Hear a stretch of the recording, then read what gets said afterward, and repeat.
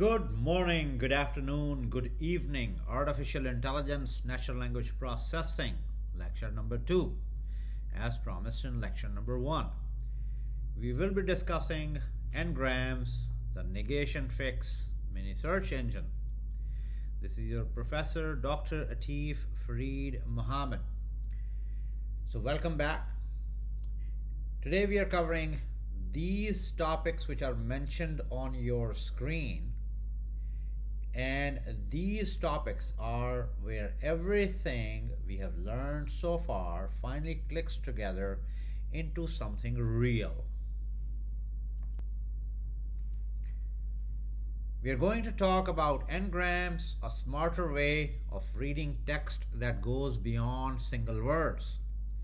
And we are going to take every single tool we have built using sets, stop words, Jagged scores, and combine them into an actual working search engine from scratch. No Python, no code, just logic. By the end of this lecture, you will understand how Google-style search ranking works at its most fundamental level, not the full modern version with neural networks, but the core mathematical idea behind it, the same idea that was powering search engines in 1990s and still shows up in modern systems today. So let's get into it. Here's a question. Look at these two sentences. The food was good and the food was not good. Completely opposite meanings. Correct? One is a compliment and one is a complaint. Now watch what happens when a computer reads them as word sets. S1 becomes the set the food was good. S2 becomes the set the food was not good. The intersection, the words they share, is the food was good.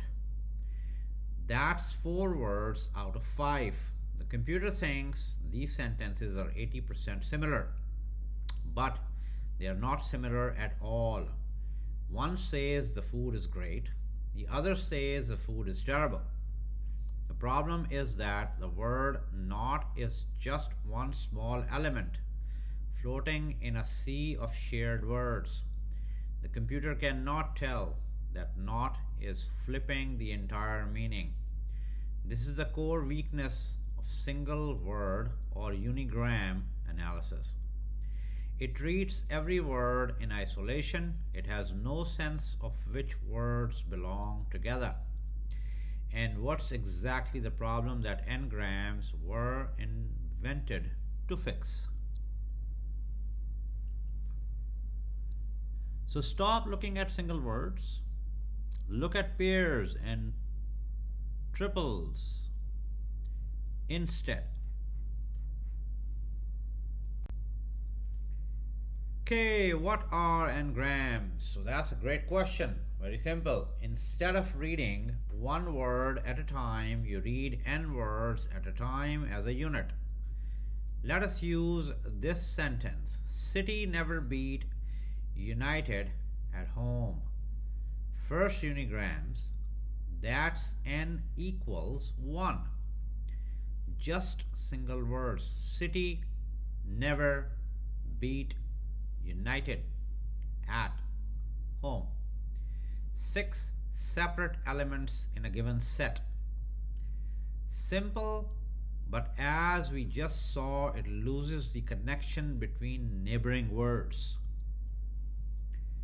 Now bigrams, n equals 2. We take consecutive pairs, city never, never beat, beat United, United at home. 5 elements. Each pair is treated as one single token in our set. You might have heard the tokenization indexation in the large language models context in the current arena of ChatGPT, Anthropic Claude, or Google Gemini, or something similar like Grok. So we just looked at bigrams where n is equal to 2. What about trigrams where n equals 3? Consecutive triples. City never beat United, beat United at home. 4 elements, each one capturing even more context. And here is the beautiful thing. N-grams are still just sets. So we are still working with the set membership or set theory of standard mathematics ground zero. N-grams are still just sets. This is a profound statement here. Every operation we have learned still works. We can still take intersections, unions, set differences, and compute Jaccard scores.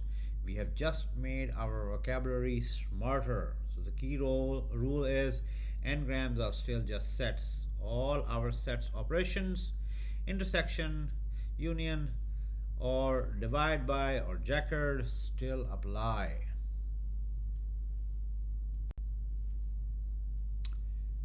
Now let's go back to our food problem and fix it with bigrams. The two sentences are the food was good and the food was not good. As unigrams, they share 4 words, and look every word carefully, nearly identical. The computer is completely fooled. Now let's convert them to bigrams. S1 becomes the food was good. S2 becomes the food was not good.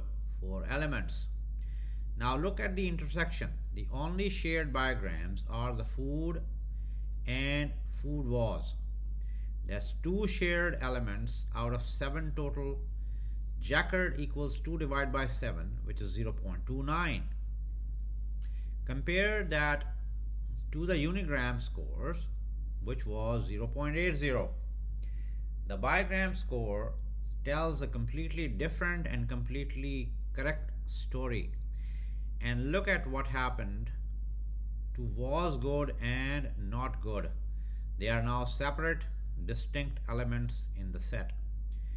The computer can finally tell them apart. That one change pairing words together is enough to preserve the meaning that single words destroy. That is the power of n-grams.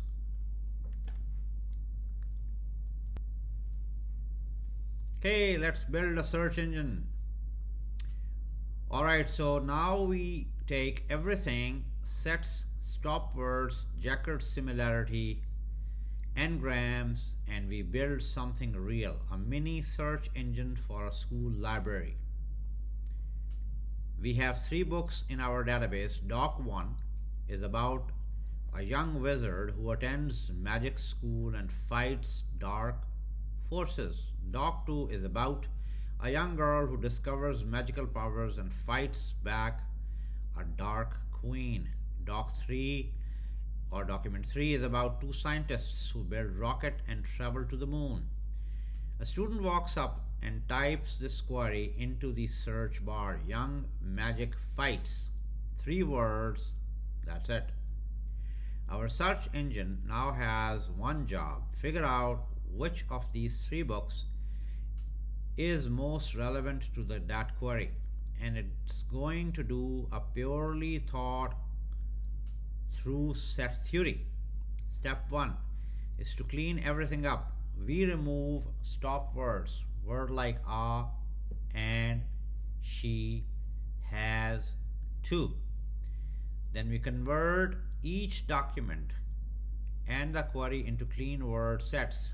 You can see the 3 clean sets on the bottom of the slide. The query becomes very simple: young magic fights. Now we are ready to score. So you can clearly see that there are Doc 1 clean is young wizard attends magic school, fights dark forces. Document 2 clean is young girl discovers magical powers, fights dark queen. Document 3 clean is scientists build rocket travel moon. And the Q clean is young magic fights, which is the question that had been posed by the student. Okay, computing for score document 1. Let's score document 1.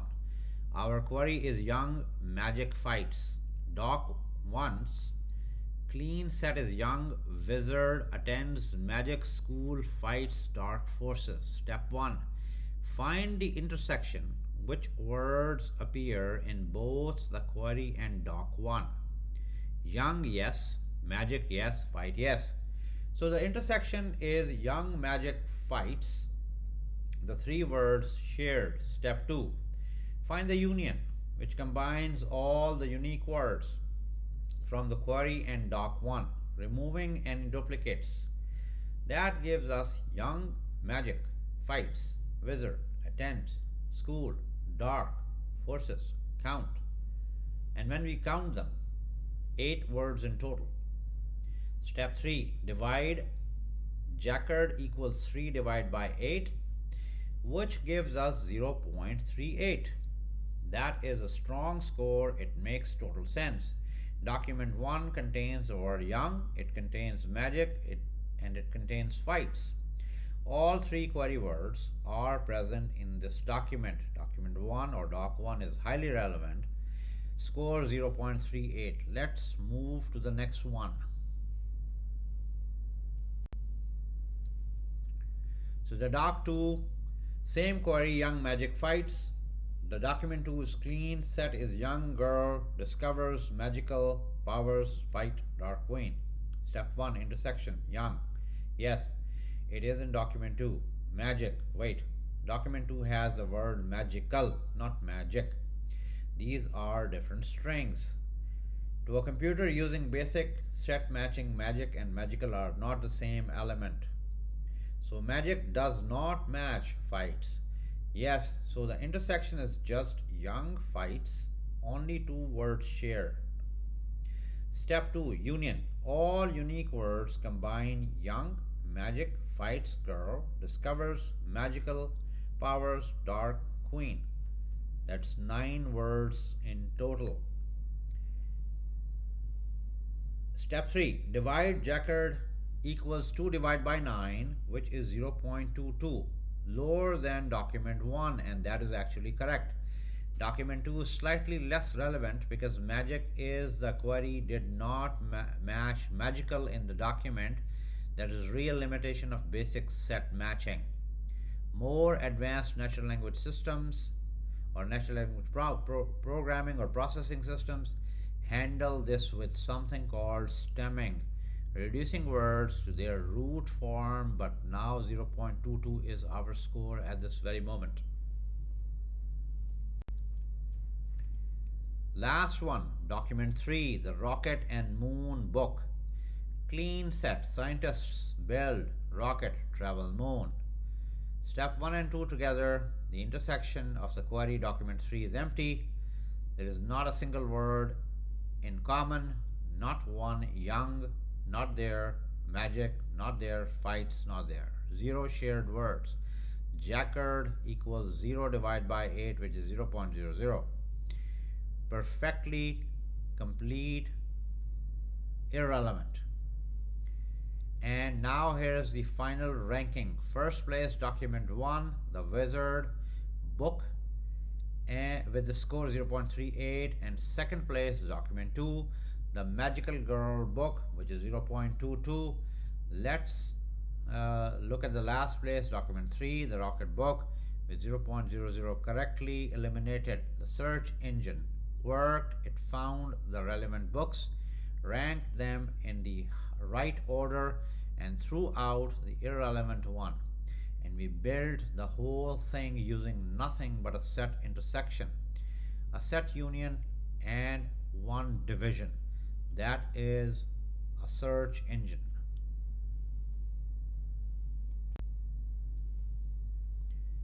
Okay, this is the last slide of the deck. So let's close out with the full recipe. Everything from our ground zero learning that we did today in 5 clean steps. Step 1, build your vocabulary. Convert every document into sets of words, unigram, bigrams, and or trigrams depending on how much context you need. Step 2, remove stop words. Use set difference to strip out filler words that add noise without adding meaning. Step 3, convert the query. Apply the exact same cleaning process to whatever the user searches for. Step 4, compute Jaccard. For each document, divide the size of the intersection by the size of the union.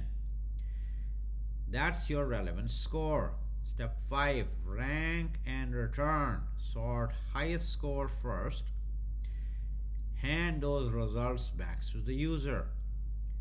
That's 5 steps, no code, pure logic. Now, where do we go from here?